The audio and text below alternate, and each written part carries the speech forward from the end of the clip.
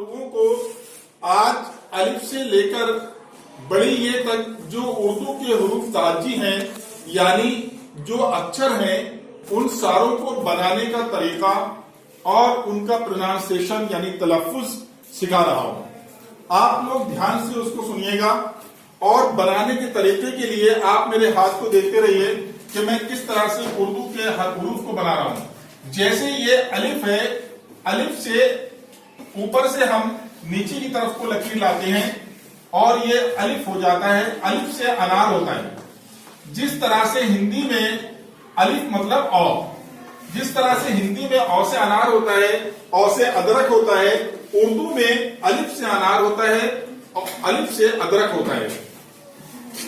अब देखिए दूसरा हर्फ बे के घराने के 5 हर्फ आएंगे जो एक ही शक्ल के हैं। उसमें फर्क होगा सिर्फ नुक्तों का। देखिए ये बनते कैसे हैं। हम ऊपर से नीचे की तरफ एक छोटी लकीर लाएंगे और बाईं तरफ इसको ले जाएंगे और हल्का सा इसे ऊपर को ऐसे उठा देंगे। ये इसके नीचे एक नुक्ता लगा देंगे, ये बे हो जाएगा। बे मतलब बौ।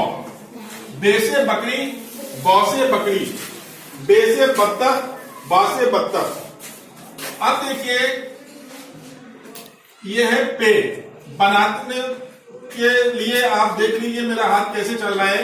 पे यानी पौ। पौ से पतंग होता है हिंदी में, उर्दू में पे से पतंग होता है।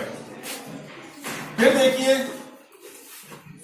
ये ऐसे लाया, फिर मैंने इसको थोड़ा सा ऊपर उठा दिया, ये इसके ऊपर 2 नुक्ते लगा दिए, ये ते हो गई। ते मतलब तौ। तौ से तितली, उर्दू में ते से तितली। फिर इसी तरह से मैंने इसको बनाया और इसके ऊपर नुक्ते की जगह मैंने तोड़े लगा दी, तो ये टे हो गई। टे मतलब टॉ। टॉ से टमाटर, उर्दू में टे से टमाटर होता है। अब देखिए इसके बाद ये एक हर्फ आता है, इसके ऊपर 3 नुक्ते होते हैं, ये से कहलाता है। हिंदी में इसका स्वर निकालने के लिए हम सा का प्रयोग करते हैं, सा को इस्तेमाल करते हैं, मगर उर्दू में ये से होता है, हिंदी में ये से नहीं होता है। इसके ऊपर 3 नुक्ते होते हैं। अब ध्यान दीजिए ये 5 हर्फ जो हैं एक से बने हैं। इसमें फर्क किस चीज का है? नुक्तों का। नुक्तों का फर्क है। आपको नुक्ते याद करना है, ठीक है। नुक्ते याद कर लेंगे तो आप बना लेंगे। देखिए अलिफ की जब शक्ल बनती है तो अलिफ हमेशा इसी शक्ल का बनता है, इसका छोटा या बड़ा नहीं होता। मगर ये जो 5 हर्फ हैं इनकी जब शक्ल, जब ये अल्फाज में मिलते हैं, जब ये शब्द बनाते हैं कोई, या बीच में आते हैं या शुरू में आते हैं, तो इनकी शक्ल इस तरह से हो जाती है। आप इसकी शक्ल भी देख लीजिए, ऐसे बनता है, ऐसे बनता है, ऐसे बनता है और ऐसे बनता है, ठीक है। अब ये हमारी सब कुछ है, हम इसमें जो नुक्ता लगा देंगे ये वो बन जाएगा, ठीक है। बे, पे, ते, टे, से जो भी हम बनाना चाहेंगे जहां नुक्ता लगाएंगे ये वो बन जाएगा। इसकी शक्ल एक सी होती है। अब देखिए दूसरे हर्फ आ रहे हैं एक ही तरह के। हम लाइन को थोड़ा सा ऊपर ले गए, फिर दाईं तरफ इसके सर को लाए और यहां से इसको हमने गोल कर दिया। ये ऊंट की शक्ल का बनता है, ठीक। इसके बीच में हमने एक नुक्ता लगा दिया तो ये जीम हो गया। जीम मतलब जौ। जौ से जहाज होता है, उर्दू में जीम से जहाज होता है, ठीक है। फिर मैंने इसी तरह से एक और हर्फ बनाया बिल्कुल इसी तरह का और इसके बीच में 3 नुक्ते लगा दिए तो ये चे हो गया। चे मतलब चौ, ठीक है। फिर एक मैंने ऐसे हर्फ बनाया, ऊपर ले गया, इधर को लाया और फिर कलम को नीचे ऐसे करके घुमा दिया तो ये मैंने खाली छोड़ दिया तो ये हे हो गया। हे मतलब हौ, ये हौ का स्वर निकालता है। अब देखिए उर्दू में, हिंदी में एक ही हौ होता है, उर्दू में 3 हौ होते हैं जो मैं 2 हर्फ आपको बाद में नीचे लिखाऊंगा। पहले आप इस हौ को समझ लीजिए, हे को। हे से हुक्का होता है, हे से हलवा होता है, हे से हलवाई होता है। हुक्का, हलवा, हलवाई, इस वाली हे से लिखा जाता है, ठीक है। अब देखिए फिर मैंने इसको लाया, इधर ले गया, फिर इसी तरह से मैंने इसको गोल कर दिया और इसके ऊपर एक नुक्ता लगा दिया तो ये खे हो गया। खे, ये खे नहीं हुआ, खे हुआ। खे खे से खरबूजा, खे से खरगोश, है ना, ये इससे बनता है। अब ये देखिए, जब ये चारों हर्फ किसी लफ्ज में मिलते हैं तो इनकी शक्ल सिर्फ इस तरह से बनती है, एक ही तरह से, इस तरह से बनती है। अब हम ये अभी हे है, यानी कोई नुक्ता इसमें नहीं लगाए तो हे है। अगर हम एक नुक्ता लगा देंगे जीम हो जाएगा, तीन लगा देंगे चे हो जाएगा, ऊपर एक लगा देंगे तो खे हो जाएगा। शाबाश। अब देखिए दूसरा आ रहा है दाल। दाल मतलब दो, ये दाल है, दाल मतलब दो होता है, यानी दाल से दवात होता है, ठीक है। दाल से दुनिया लिखते हैं, इसी तरह से हिंदी में दो से दवात होता है और दो से दुनिया लिखते हैं, ठीक है। फिर आता है बिल्कुल इसी तरह से बनेगा दाल, यानी इसके ऊपर कोई लगी, दाल मतलब दो। दाल इसका नाम है उर्दू में, इसको डॉ हिंदी में इसका स्वर निकलता है डॉ। दा से डमरू, डा से डाली, डा से डलिया। फिर बिल्कुल इसी तरह से एक हर्फ बनेगा और ऐसे गोल करके ले गए, ऐसे नीचे लाए और ऐसे कर दिया तो ये इसके ऊपर नुक्ता लगा दिया तो ये हो गया जाल। ये बेटे क्या है? जाल है, जाल नहीं है। अच्छा, जाल है, जाल। अब देखिए ये ऐसे लकीर खींची, फिर मैंने बाईं तरफ एक लकीर खींची, ये हो गया रे। रे मतलब रॉ, रे से रेल, रे से रथ, ठीक है। अब देखिए इसके ऊपर मैंने तो लगा दी तो ये रे हो गया रे। जैसे हम पेड़ लिखते हैं ना, पेड़, तो हिंदी में ड़ बनाते हैं ऐसा, उर्दू में हम ऐसे ड़ बनाते हैं, ठीक है। रे रे। फिर इसके बाद आता है जे। जे यानी रे के ऊपर हमने नुक्ता लगा दिया तो ये हो गया जे, ठीक है, जे। अब इसके बाद एक और हर्फ आता है बिल्कुल इसी तरह से, इसके ऊपर हम तीन नुक्ते लगाते हैं, से। ये भी से कहलाता है, मगर इसका स्वर जो है जैसे टेलीविजन जब सरसराहट करता है ना करके, वैसे निकलता है जाला, जाला, ऐसे करके। जाला माने होता है ओला, जो ओले गिरते हैं ना ऊपर से, वो इससे लिखे जाते हैं। अब देखिए ये हर्फ नहीं बदलते, ये जब किसी हर्फ में मिलते हैं, पीछे इनके पहले कोई अगर हर्फ आता है तो वो इनमें मिल जाता है, और इसके बाद अगर आता है तो इसमें नहीं मिलता है, ठीक है। इसी तरह से अलिफ में अगर पहले कोई हर्फ आएगा तो उसमें मिल जाएगा, अलिफ के बाद अगर कोई आएगा तो नहीं मिलेगा, ठीक है। ये इसी शक्ल के रहते हैं, ये नहीं बदलते। अब देखिए एक आता है सीन।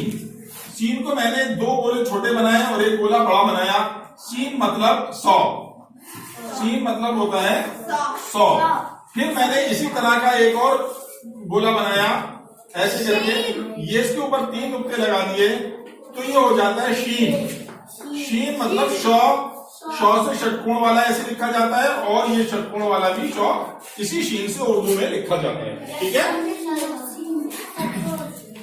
अब देखिए एक हर्फ आता है, इसके बनाने का तरीका देखिए। मैं ऐसे करके ऊपर को पतला सा गोला बनाया और इसको बाईं तरफ लाया, थोड़ा सा ऐसे करा और फिर एक बड़ा सा गोला बना दिया, ये कहलाता है स्वाद। ये भी उर्दू का अक्षर है, हिंदी में इसके लिए 100 का ही प्रयोग करते हैं, स्वाद।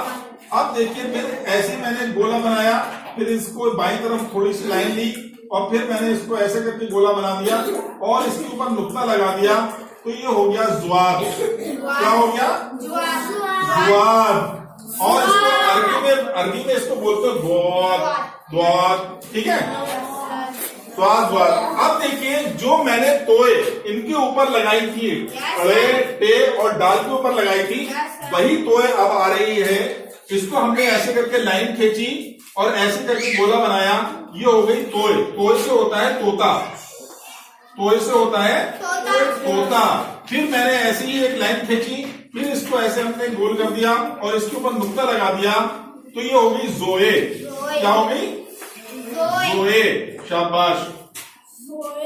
अब देखिए एक गोला मैंने दाईं तरफ मुंह करके छोटा सा बनाया और फिर इसमें एक बड़ा सा गोला मिला दिया, ये हो गया ऐन। क्या हो गया? ऐन। अब फिर मैंने ऐसी ही एक शक्ल का एक और हर्फ बनाया और इसके ऊपर मैंने एक नुक्ता लगा दिया, तो ये हो गया गैन। क्या हो गया?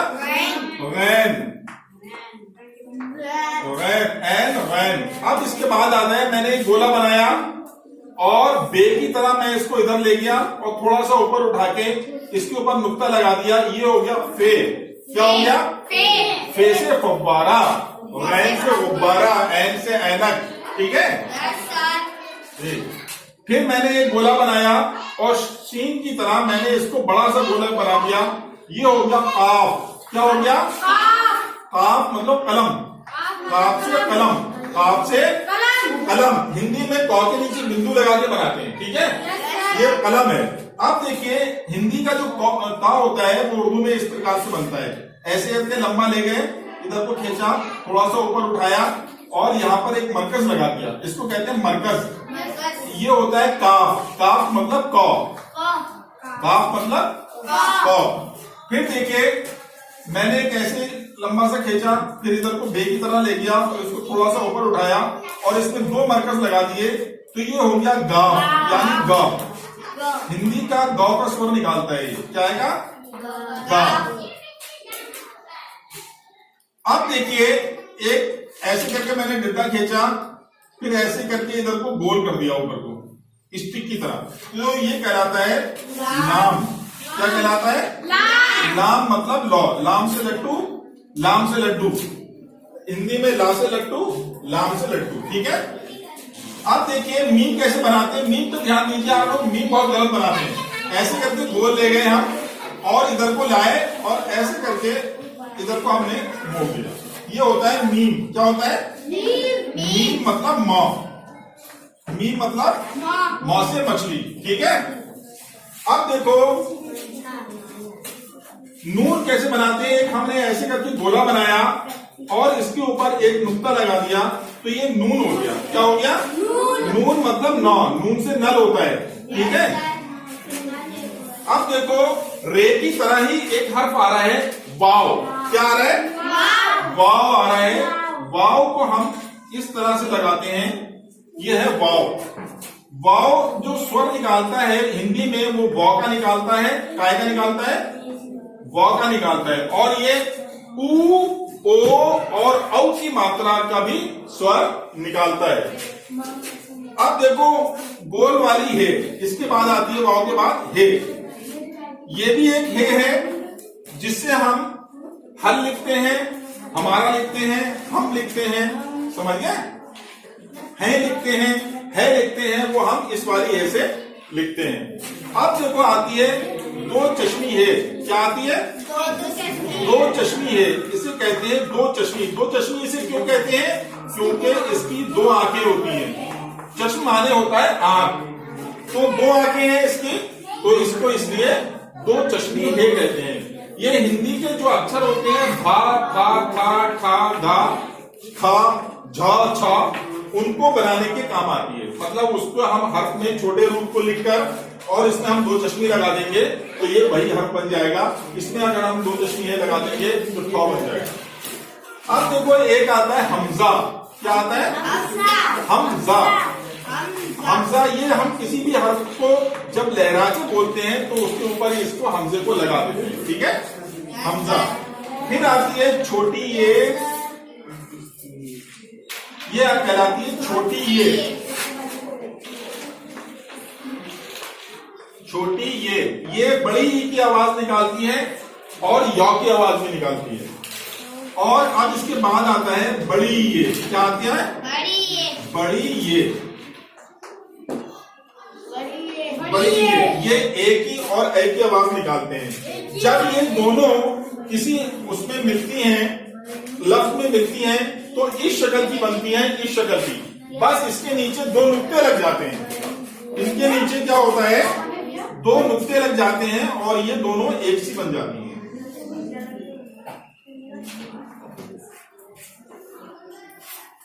ये इस तरह से बनती है। ठीक। अब तुम्हारे ये कितने हर्फ हैं जरा गिनो तो इनको। 1 2 3 4 5 6 7 8 9 10 11 12 13 14 15 16 17 18 19 20 21 22 23 24 25 26 27 28